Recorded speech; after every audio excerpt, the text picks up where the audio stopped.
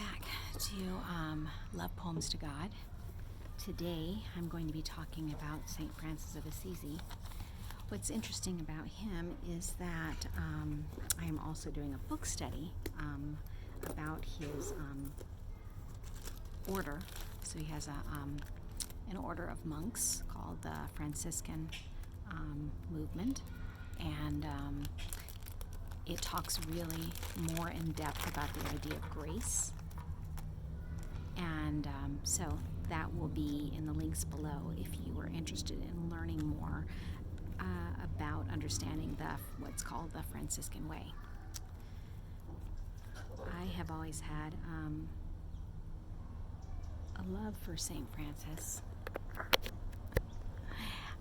And so it's just really a joy to share some of his work with you, and you might feel the same. All right, so we're going to talk today about his poems, but again, the book study that I'm doing that is also on this channel is called Eager to Love, so that might be something for you to take a look at if you're interested in the work that he has done in the world that's really impacted many people. So I wanted to share a little bit about him before I begin. Francis Bernardone is the most beloved saint of the Western world. His love for nature and his hymns to the sun, moon, earth, and birds have captured the hearts of millions of Catholics and the respect of millions of people of all faiths. This saint achieved the highest state of consciousness possible to man, a divine union with God. Francis was born in 1182 in Assisi of central Italy into a family of a wealthy linen merchant. In his youth, he enjoyed all the privileges of such a station in life and was said to have especially loved parties.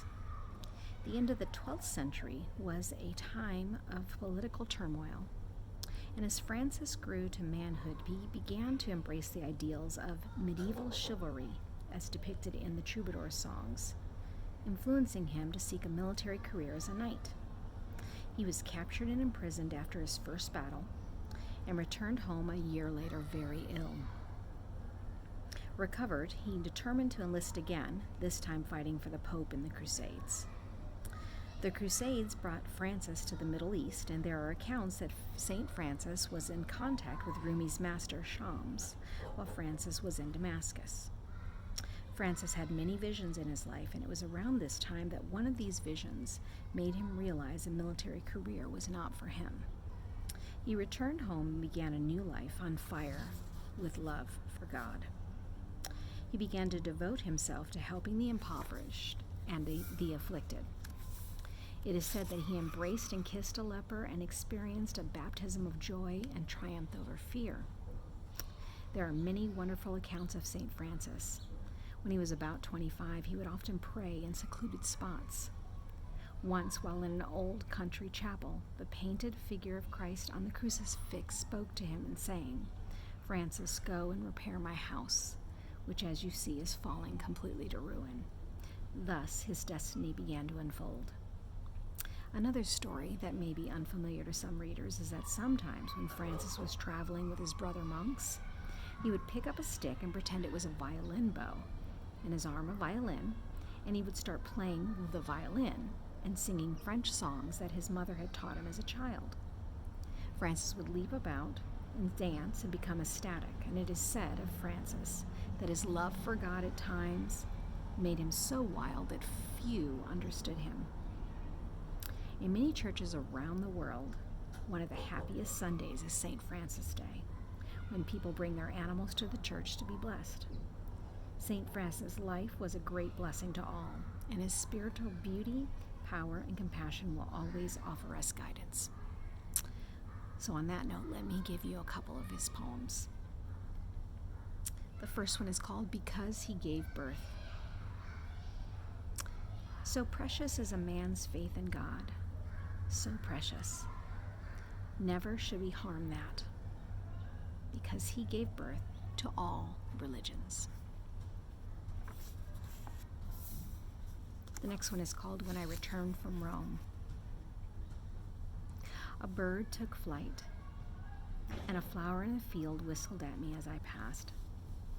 I drank from a stream of clear water, and at night the sky untied her hair, and I fell asleep, clutching a tress of God's.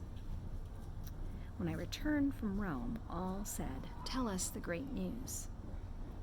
And with great excitement I did.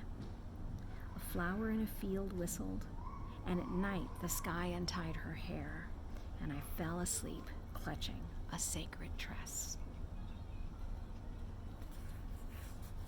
The last poem, he asked for charity.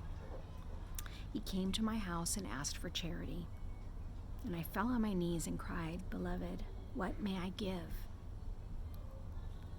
"Just love," he said. "Just love." As I was sitting here, down fell a feather. Thanks so much for stopping by. Please like, subscribe, and share. And of course, look for that series on the movement of grace through St. Francis Assisi.